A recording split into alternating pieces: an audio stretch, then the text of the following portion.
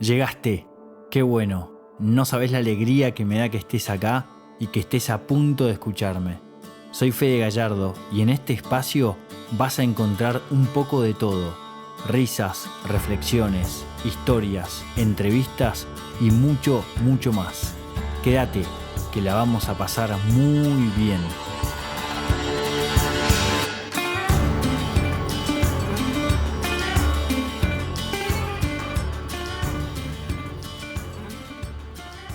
Malvinas.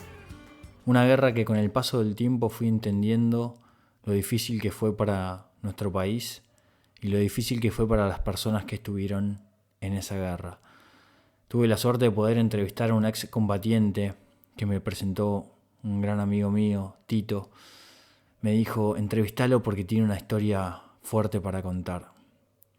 Lo que no me imaginaba de esta historia es que Esteban iba a tener la enorme capacidad de sacar cosas buenas de una guerra. Y la realidad es que después de escucharlo entendí que esas cosas buenas son justamente las que hoy estamos necesitando como sociedad. Creer en Dios, en la patria y en la familia. Acá los dejo con esta entrevista que hice allá por el 2021. Yo vivía en una casita en la punta de una montaña, aislado. No me acuerdo qué día era, me parece que era domingo. Llovía, estaba con floja internet, así que también rogando para que no se cortara. Y del otro lado de la pantalla tenía a Esteban, que con una enorme sonrisa me regaló esta entrevista. Hoy tengo enfrente mío, enfrente de la pantalla, una persona que realmente me inspira admiración. Se llama Esteban Tríguez y es un veterano de guerra que estuvo en Malvinas. Realmente tiene un discurso muy lindo, no solo de lo que fue la guerra, sino también de lo que es la vida y de los valores que podemos llevar, de los valores que podemos rememorar de Malvinas para involucrarlos en esta sociedad. Hola Esteban, ¿cómo estás? Un placer tenerte acá.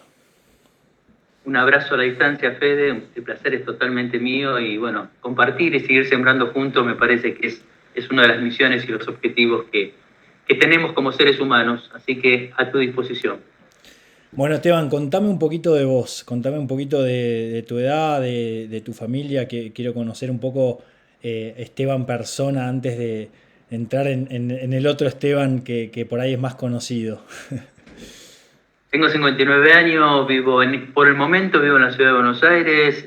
La noticia más hermosa que me dieron en este último tiempo es que voy a ser abuelo dentro de 6 meses, así que la vida sigue regalándote esos abrazos y esos mimos.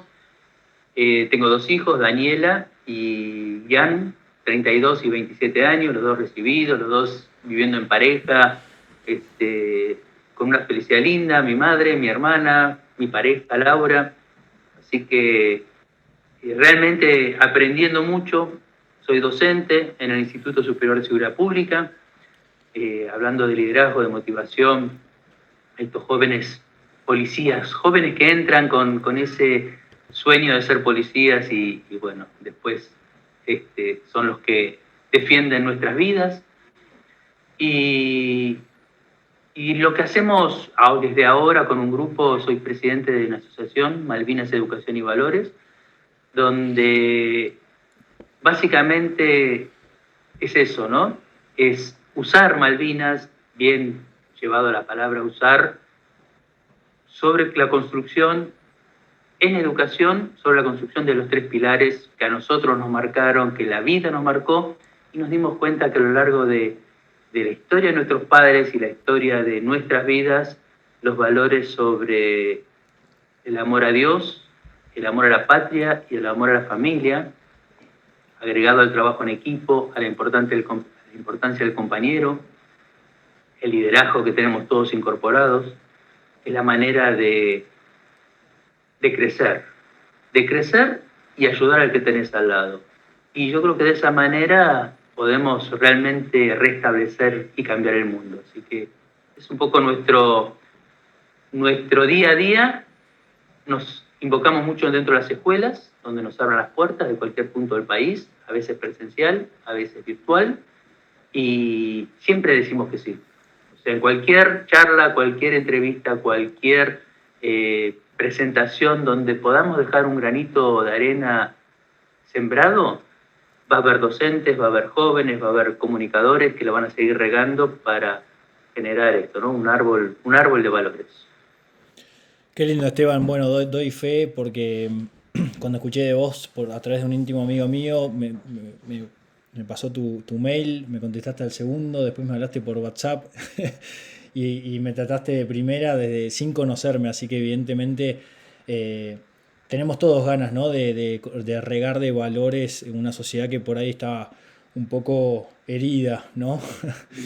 Uh-huh. Esteban, empiezo un poco con algunas preguntas por ejemplo, ¿qué pensaba ese Esteban de 17, 18 años meses antes de ir a la guerra? ¿Cuál era su sueño?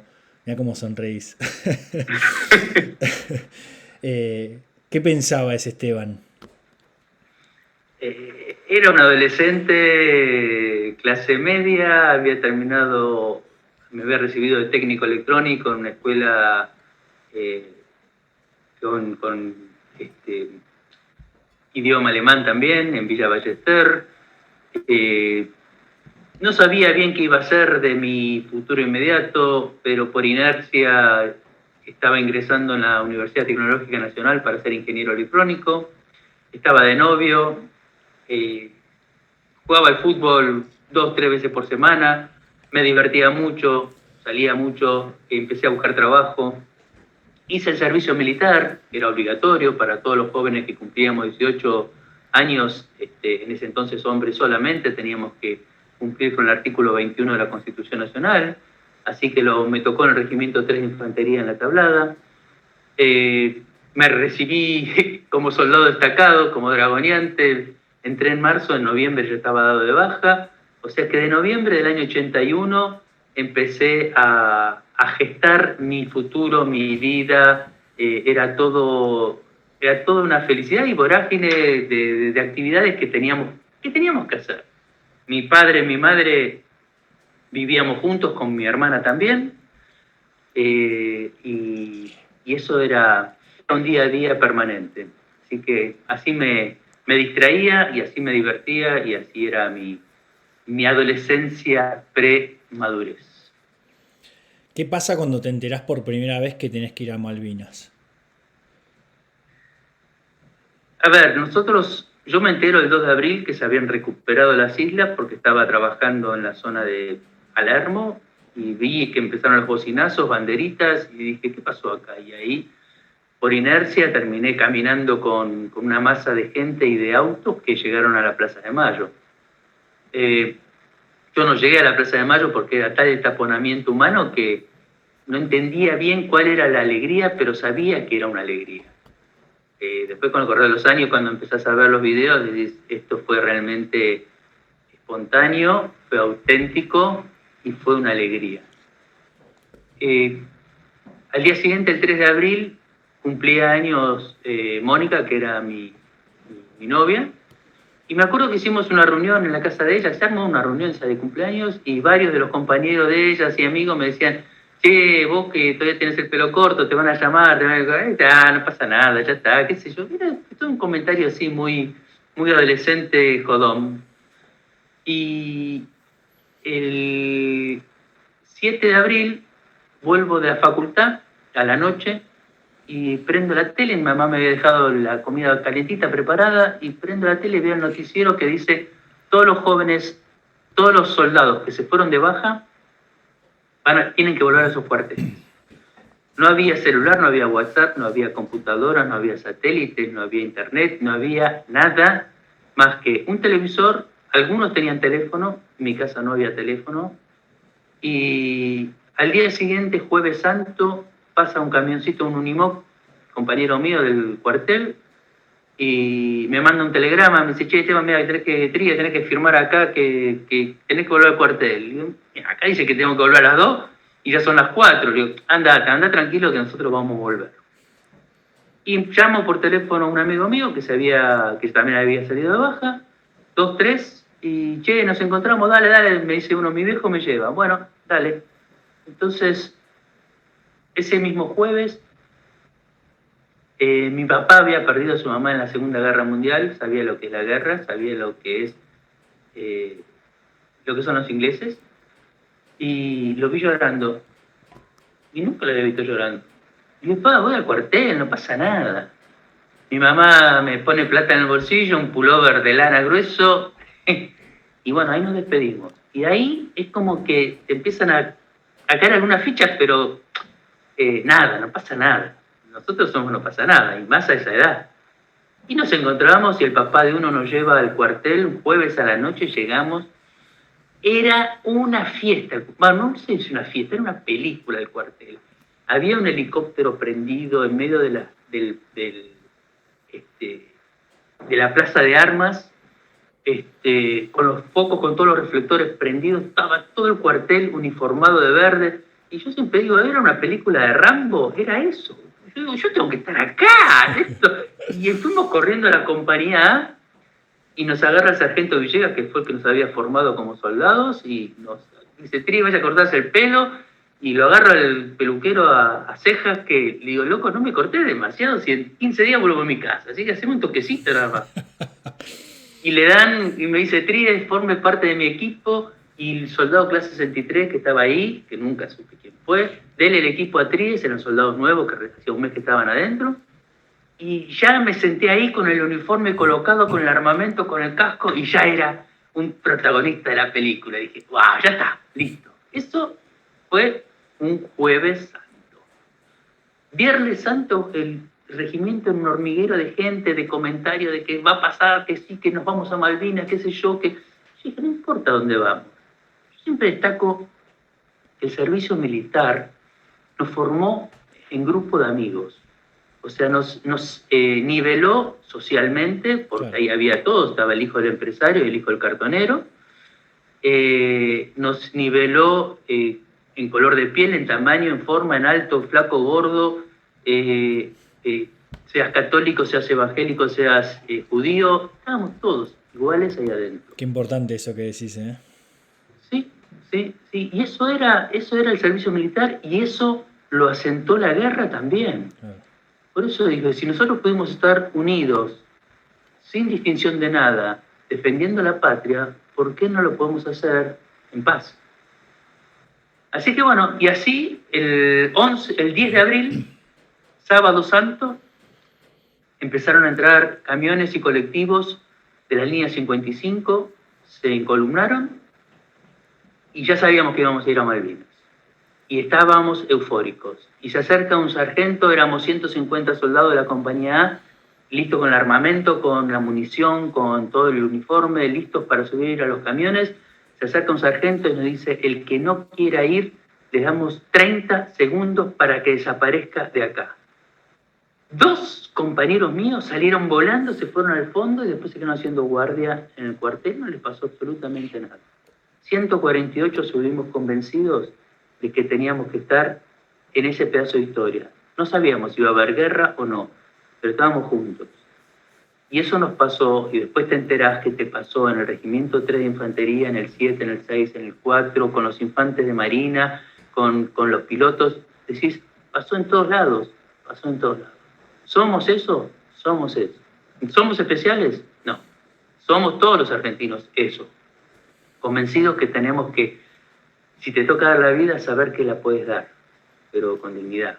Por lo menos esa era la mentalidad que nos habían educado, que nos habían formado en la escuela, en el barrio, en casa, en el regimiento, teniendo un buen instructor como fue mi sargento en el Regimiento 3. Con esos valores salimos del cuartel para llegar a Malvinas un domingo de Pascua, 11 de abril de 1982. Qué lindo. ¿Cómo lo recordás, no? Hasta tal vez con un poco de alegría, de esa euforia, de ese, me imagino como realmente un equipo, ¿no? Que va convencido a algo. Uh-huh.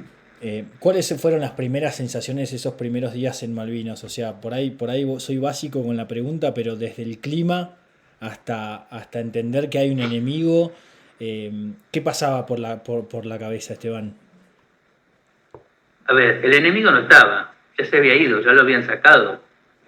Los ocupantes de las islas, ya los que cuando se recuperan el 2 de abril, se le dio la posibilidad a que aquel que se quería ir se fuera y que eso empezaba a ser territorio argentino. Entonces volvía a ser territorio argentino 100%.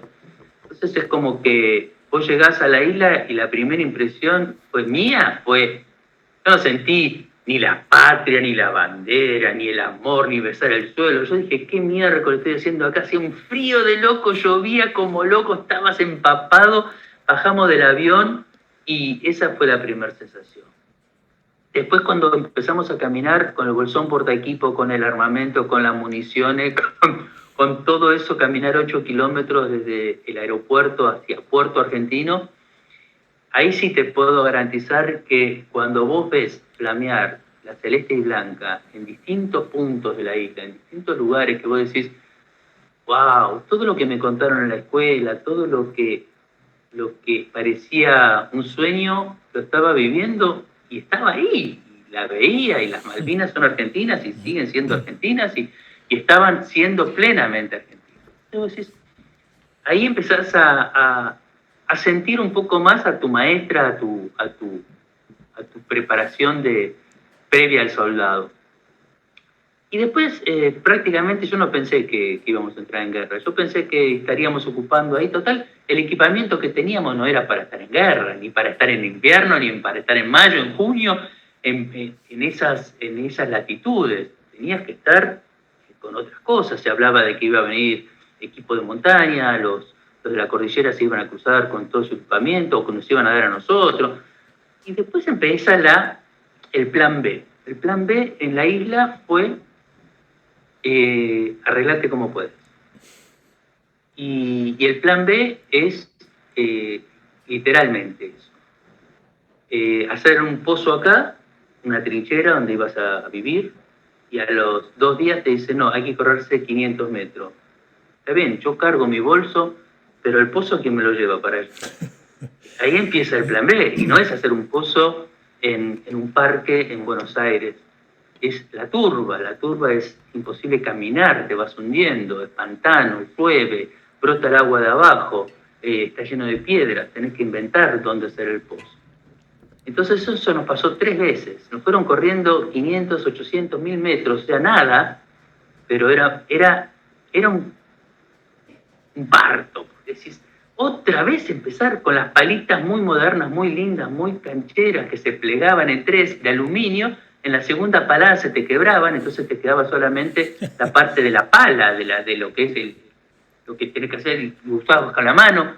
Bueno, empezó el plan B, y el plan B es empezar a forjar tus habilidades, empezar a ver qué tiene tu compañero empieza a ver qué tenés vos, empieza realmente a aplicarse lo que entendí 30 años después. El trabajo en equipo, el compañerismo, el liderazgo incorporado, el liderazgo de tu jefe, de tu sargento, que te daba una orden y te explicaba cómo ejecutar esa orden y para qué estás haciendo esa orden. Cómo limpiar el armamento sin tener con qué limpiarlo, cómo vaciar un pozo sacándote el casco porque se te brota el agua de abajo y tenés los pies congelados y llueve como loco de arriba, y ver cómo podés protegerte. Ahí empieza realmente a constituirse el ser humano para aprender a sobrevivir. No estamos hablando todavía del combate, estamos hablando de 20 días antes de pensar de que los ingleses no iban a venir, pero tenés que aprender a sobrevivir. La comida no puede llegar porque los camiones no pueden moverse en la turba porque se hunden. Cuando llega algún cilindro de comida llega fría, congelada, ya ha hecho un bloque, y ahí empieza realmente un aprendizaje que yo digo, creo que en 70 días aprendí realmente todo lo que la vida en algún momento de tu vida te va a ir presentando. Así que lo entendí 20 años después de volver de la guerra y lo apliqué 30 años después de volver de la guerra. Entonces, es una licuadora que tenés dentro de tu cabeza porque tenés que ejecutar, sobrevivir y aferrarte a la vida. Es eso. ¿Cómo? Como puedas. Nicolás Casanunceu, fue corresponsal de guerra, lo escuché en una entrevista decir que Malvinas fue como una cadena de historias de amor al prójimo. Y me llamó mucho la atención esa frase, ¿no? Como creo que ya al simple hecho de leerla ya me genera una sonrisa y bueno, vos tendrás un montón de anécdotas, pero ¿cuáles eran esos pequeños gestos, Esteban, que realmente eran de amor al prójimo? Yo sostengo que coincido 100% de este hermano que me dio la guerra, que es Nico, y sostengo que en Malvinas fue amor genuino entre hombres, fue amor real, verdadero, aquellos que tuvimos esa fortuna de que el hombre que te estaba guiando o el hombre que tenías dentro de tu trinchera tuviese esas características, ¿no? Porque hubo del otro también, como pasa en todos los órdenes sociales, en cualquier grupo social donde hay o maltrato o personas con malas intenciones. Pero lo que a mí me tocó vivir fue justamente eso, ¿no? Entender que cuando vos estás dentro de un pozo, a 600 kilómetros de Río Gallegos, en medio del Océano Atlántico, con vientos de 70, 80 kilómetros, con nieves, con gotas de lluvia que te clavan como agujas en la cara porque te da dolor de la intensidad con la que vienen, con granizo y nieve en el mismo momento prácticamente, con agua que te brota de abajo y las paredes que se te van chorreando del barro y el agua que cae de arriba y vos te estás empapado y con la panza vacía y lejos de tu familia y te sentís que estás totalmente solo y desamparado y abandonado y en medio de una guerra y tu compañero que está en la misma trinchera te abraza y te mira a los ojos y te dice, loco, de esta tenemos ahí juntos, y te da esa fortaleza, y es un tipo que por ahí no tuvo su primer grado, y era cartonero, y era villero, y te abrió tu corazón, vos decís, cuánto que tenemos que aprender. Y después, encontrarte, en mi caso, con Dios, encontrarte con la fe, ¿no? Cuando vos decís, éramos católicos, evangélicos, mormones, judíos, ateos, había de todo, y todos teníamos la fe incorporada cuando rezábamos, cada uno al suyo, al nombre que le quieras poner, pero yo te puedo garantizar, Fe, de que encontrar ese calor interno de espiritualidad y te superaba todo, te superaba el frío, el miedo, el hambre, te encontrabas con emociones que después te olvidás en la vida, pero en la guerra cuando los podés volver a sentar y decir, esto lo viviste, sí, esto lo viví. ¿Y esto te da la fuerza para seguir adelante? Sí. Bueno, ¿por qué te lo vas a guardar por haberlo vivido en la guerra? Contalo para que los chicos, aquel que fue violado, maltratado, golpeado, abandonado, sepa que puede seguir adelante. Y bueno, eso es el amor que nos referimos cuando hablamos del amor de la guerra. Fue el amor a Dios, recibir una carta de alguien que le escribió a un soldado de la patria, no a mi nombre, a un soldado de la patria, y esa carta te habla de amor y de que están rezando por vos y que te hacen un dibujito y chicos de 8, 9, 10 años o docentes o saber que tejían cosas. Entonces, eso fue genuino, eso no fue obligado, impulsado o pagado. Eso salió del corazón de los habitantes de este territorio que nos llegó a los soldados que estábamos defendiendo nuestro territorio. Y eso es el argentino o aquel que estaba habitando nuestro suelo en ese momento y en el actual también. Así que podemos repetir lo que una vez generamos con el corazón. Eso es amor. Bendísimo, gracias. ¿Qué, ¿Cómo fue cuando empezó la guerra, Esteban? ¿Qué sensaciones, cómo podés describirlo? Me imagino que debe ser el hecho de ese contacto con la muerte, ¿no? Ese contacto tan cercano, qué pasa también con el futuro, eh, todo se transforma en el presente, ¿no? Sí, totalmente. O sea, el 1 de mayo a las 4:40 de la mañana cayeron 21 bombas de 500 kilos a 8 kilómetros donde yo estaba, o sea, en la zona del aeropuerto, y nosotros estábamos detrás de Puerto Argentino, en posibilidad de zona de desembarco.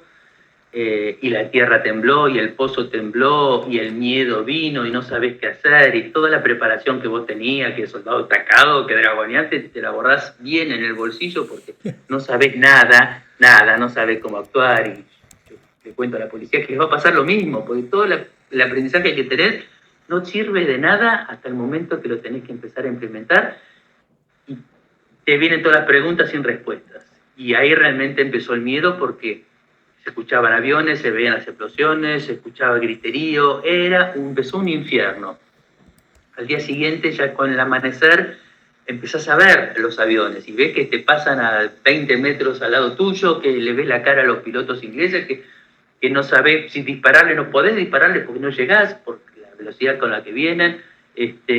Por ahí escuchás de que ya hay heridos, de que estás en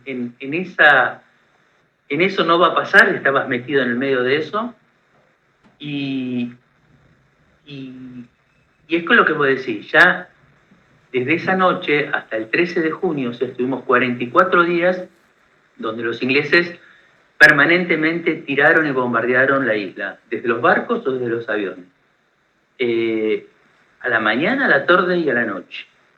Y ya no sabés, ya no depende de vos seguir viviendo. Entonces, ya no importa si vas a comer algo al día siguiente, comeré ahora, volveré a ver amanecer, aunque haya lluvia, no importa, mandame la lluvia, pero quiero verla.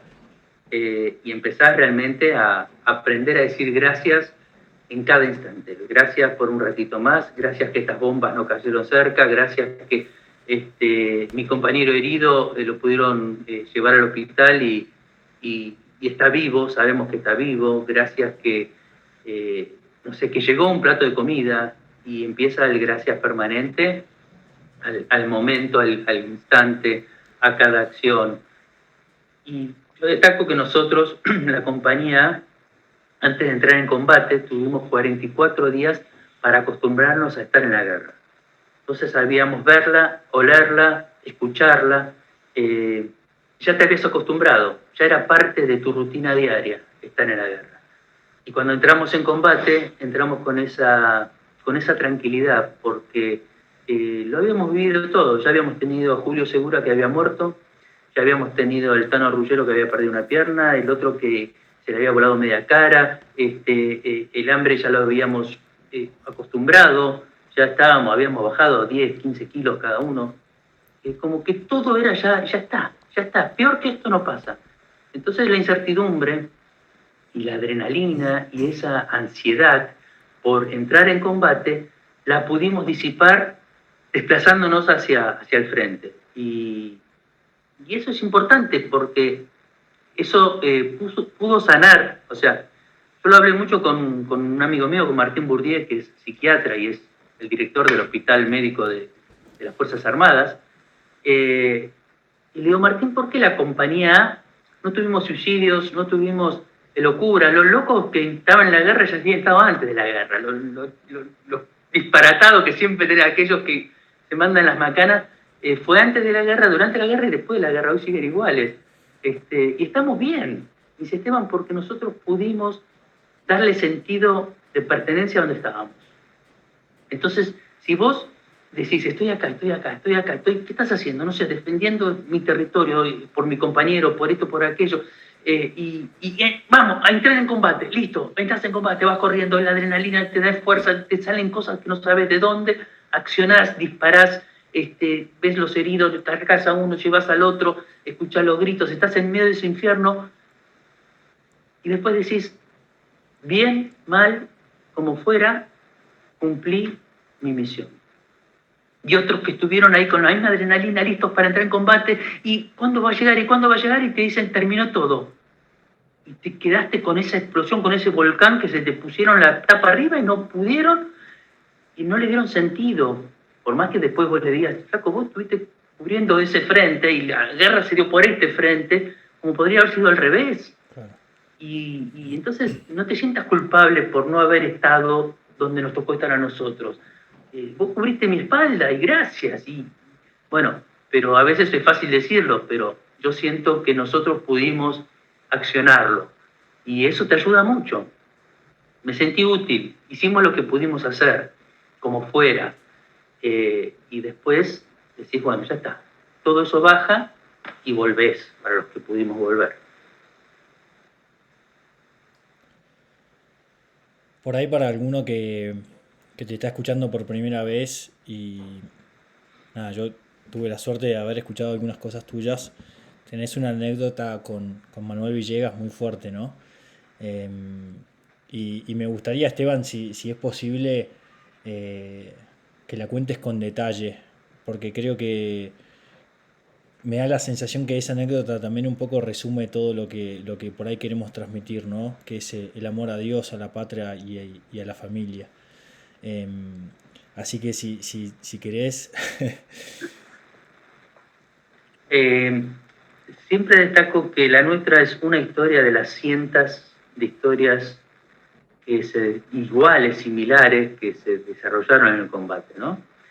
Sin ir más lejos, hoy es 28 de mayo, no sé si hay que ponerle fecha, pero hoy te la digo, sí, y hoy es la batalla de Darwin, y hoy muere el teniente Esteves frente a su tropa, muere el cabo García, muere el soldado Carrascul en la misma batalla, y vos decís, cuando te enterás por sus compañeros, cómo mueren, con amor puro, la batalla de Darwin fue la única que se libró de día, donde no había defensa natural, era todo plano, y el que conoce, el que pudimos volver a Malvinas y conocer, vos decís, wow, esto es heroísmo puro, era verse las caras a 1000, 2000 metros o a 500 metros de distancia. Entonces, decís, y la nuestra trascendió, y la nuestra por esas causalidades de la vida, que nosotros estábamos, cuando entramos en combate el 13 de junio, habíamos cruzado un arroyo entre el monte Tumbledon, el valle Moydrug, y subimos a las alturas del monte Willis Ridge. Veíamos cómo se desarrollaba el combate de Monte London, donde el Regimiento 7 le entregó 36 héroes a la patria y combatieron más de 20 horas en forma casi ininterrumpida. Y nosotros nos toca apoyar al Regimiento 7. Entonces, de una posición defensiva, habíamos armado para frenar el avance inglés, nos toca un contraataque. Sin conocer el terreno, de noche, 90 hombres. La primera y tercera sección de la compañía A del Regimiento 3 de Infantería. Empezamos a bajar de noche, muy prolijamente, y a mitad de camino los ingleses tiraron bengalas para iluminar el suelo, así que ahí empezó un descalabro de tirarse cuerpo a tierra, de que no te descubran, de avanzar. Después de cruzar un arroyo donde el agua nos tocaba hasta el pecho, el agua estaba congelada, estábamos flacos, estábamos débiles, estábamos miedo, estábamos realmente agotados. Y me acuerdo que mi posición fue apoyar el fusil, rodilla a tierra, apoyar el cojo contra el fusil y que yo no doy más. Y había que subir el monte a combatir. Y no había más fuerza y mis compañeros estaban igual y 90 tipos estábamos prácticamente listos. Y aparece un líder, el teniente primero Víctor Hugo Rodríguez, que con un grito de los gauchos, carrera mar, viva la patria, un bozarrón en medio de las bombas, del humo, de la niebla, veo que sube solo y empieza a subir corriendo.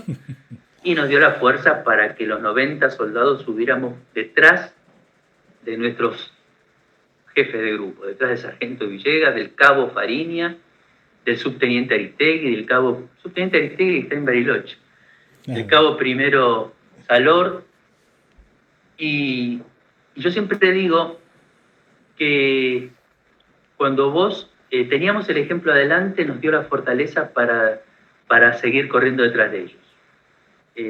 Después me enteré que el jefe tendría que haber estado en el medio, ¿no? Y ordenar que Tries vaya adelante, Pascal para la izquierda, pero cuando tu líder va adelante, vos lo seguís. Y el sargento empezó a subir y ni se dio vuelta, él sabía que sus 14 soldados iban a estar detrás de él. Cuando llegamos a la altura, era un infierno literal, donde había griterío, donde había bombas, explosiones, artillería, ruidos raros, como una locomotora que venía, y después te enterás que son los misiles Milan y las granadas fragmentarias y todo lo que explota alrededor tuyo. Y yo siempre cuento que la turba, esa horrible turba para vivir y para caminar y para desplazarte, en la batalla fue nuestro manto sagrado, porque esa turba se tragó las implosiones de las bombas. Claro. Entonces, las bombas no explotaban como en una superficie dura, sino que se las tragaban y explotaban ahí.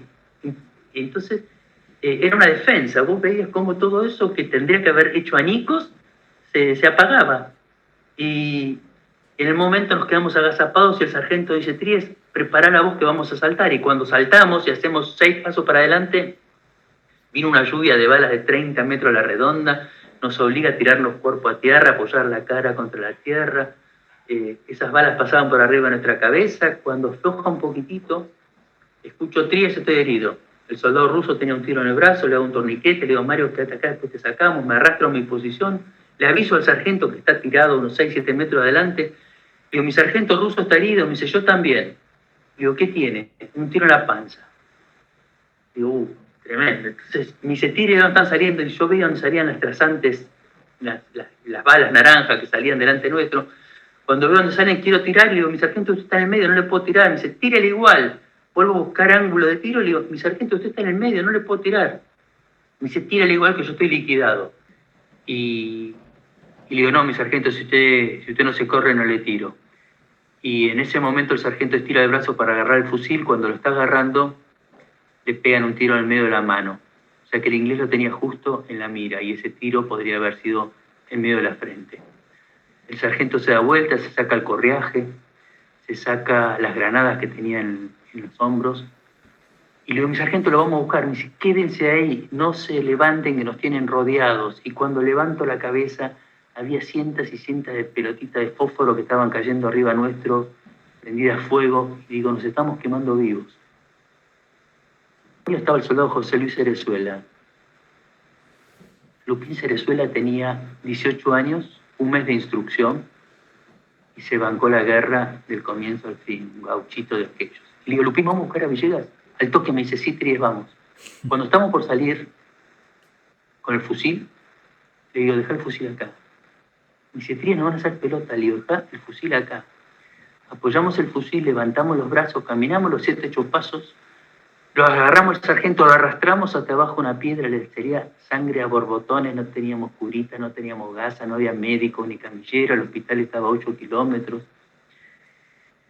Me pide agua, nunca tomamos agua potable en Malvinas, le digo, le doy un poco de nieve, le pongo un poco de nieve en la boca. Me dice: Tries, contale a mi mamá, a mi mujer, a mis hermanas, como vos veas que van a sufrir menos que yo me quedé acá en el campo de batalla. Que un tiro, que una esquirla, una bomba, como vos veas que le va a doler menos. Y a mi hija Silvanita era su hija de 3 años, y el sueño de él siempre era estar arrodilladito y abrazarla y sacudirla cuando volviese, y cuando veía que ese sueño no lo iba a poder cumplir, se puso a llorar. Empezó a rezar un Padre Nuestro, lo rezó completo. Me dice: Tries, yo no me pongo ni en héroe ni en estúpido. Esto es una abrazada que tengo adentro de la panza, no aguanto más este dolor, estamos a 8 kilómetros del hospital. Y se pegame un tiro y hacete cargo del grupo. Digo: mi sargento, tenemos que comer un asado. ¿De qué asado me hablas? Le digo: me hago cargo del grupo. Lo agarro al soldado Cerezuela y le digo: Lupín, a cada uno de los 10 soldados que están desparramados en el campo de batalla, uno por uno buscarlos y hacerlos bajar. Perdimos la altura. Y el sargento me pedía que no lo tocáramos, que se quería morir ahí tranquilo detrás de esa piedra. Y con otro soldado lo cargamos al hombro, y en vez de bajar como habíamos subido, bajamos en medio del campo de batalla a los gritos, gritándole a mis compañeros que no nos disparen, que los llevamos al sargento herido. Caminamos 8 kilómetros, llegamos al hospital donde la maravilla acción de nuestros médicos salvaron cientos de vidas, y entre ellos la vida del sargento Manuel Ángel Ullín. Cuando yo analizo esta situación, hace poco tiempo tuve tiempo de analizar esto, y digo, el sargento antes de morir, o de sentir que realmente estaba muriendo, lo primero que nombra es a su familia, su mujer, sus hermanas, su madre y su hija. Uno de los pilares donde se construye, ¿no?, la patria. Después rezó un Padre Nuestro. Lo rezó completo. Segundo pilar fue Dios. Después me pide que lo mate. ¿Por qué? Porque todos nosotros hicimos un juramento frente a la bandera que representa la patria. Juráis seguirla y defenderla hasta con su propia vida. Y sí, juramos. Y él sintió que estaba siguiendo la bandera y que si yo procedía a cumplir esa orden, íbamos a seguir defendiendo la patria. Y yo aposté a la vida. Entonces, esos 3 pilares el sargento lo tuvo incorporados dentro de su alma minutos antes de creerse que iba a morir. Y por otro lado, yo digo, cuánto liderazgo que tenemos incorporado y lo aplicamos y a veces no sabemos cómo, cuándo.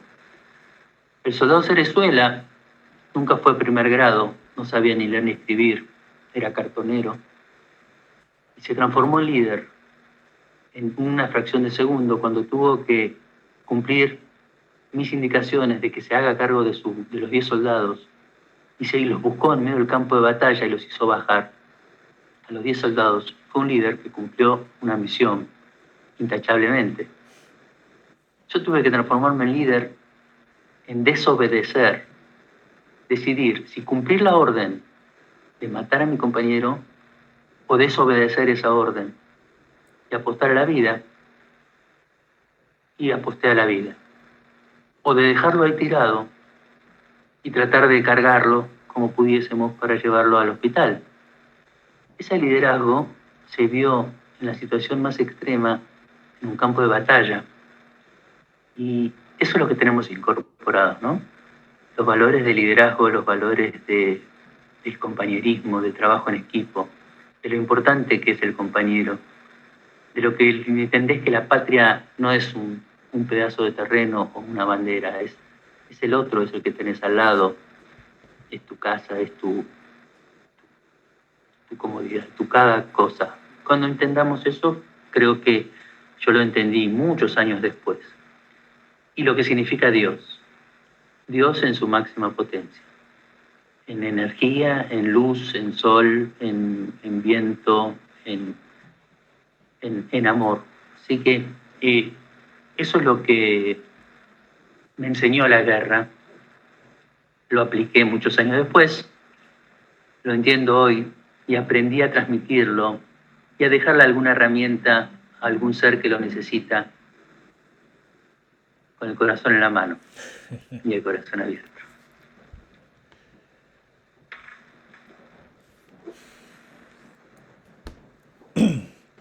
Bueno, me dejas emocionado, Esteban. Muchísimas gracias.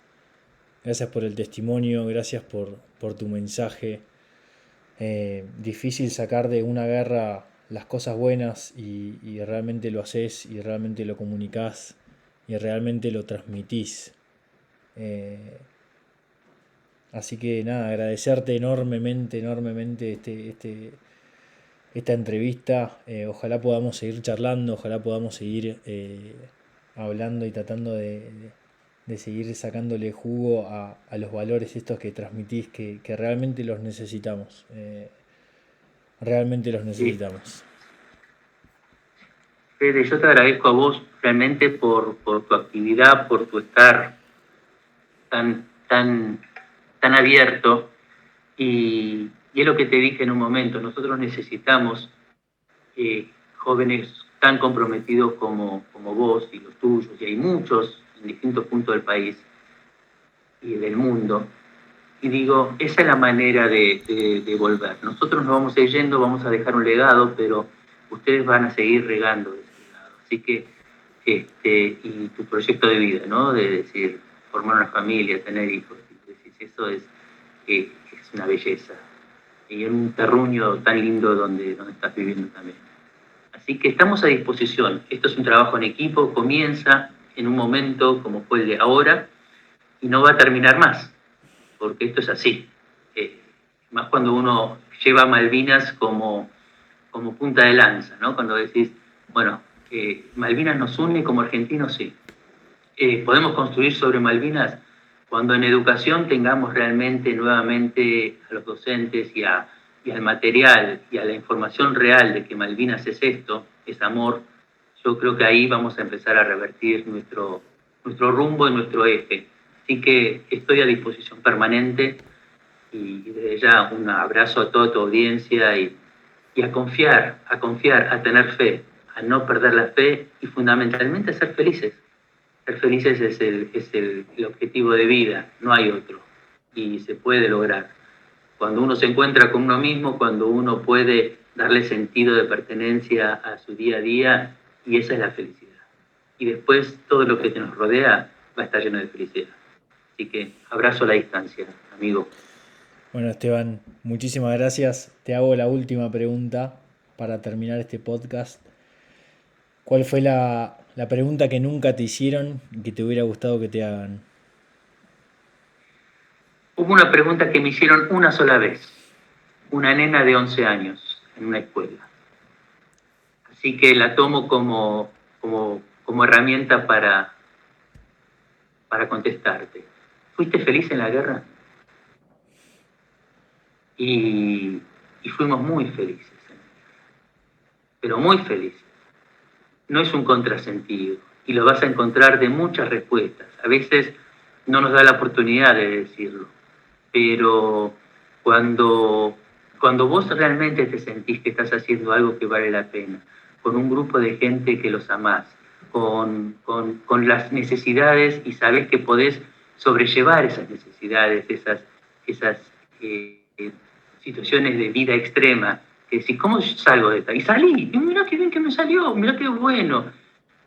Eso te genera felicidad. Y es una felicidad que no vas a estar riéndote, pero sí es una felicidad interna. Cuando vos encontrás que Dios está y te escucha y te ilumina y te da la fuerza y te da esas señales de que estás por buen camino, esa es la felicidad. Y la encontré en la guerra y fui feliz en la guerra. Y la encontré en la vida y en este momento soy feliz en mi vida. Así que esa es una hermosa pregunta que me la hicieron una sola vez en una escuelita con una nena de un 5º grado de 11 años. Así que con eso cierro. Muchas gracias. Un abrazo enorme. Otro gigante, gracias. Gracias, te quedaste hasta el final. Si te gustó este podcast y querés compartirlo, buenísimo. Vas a encontrar más material como este en mis redes sociales y en mi página web, gallardoff.com. Chau, nos vemos. Hasta el próximo encuentro.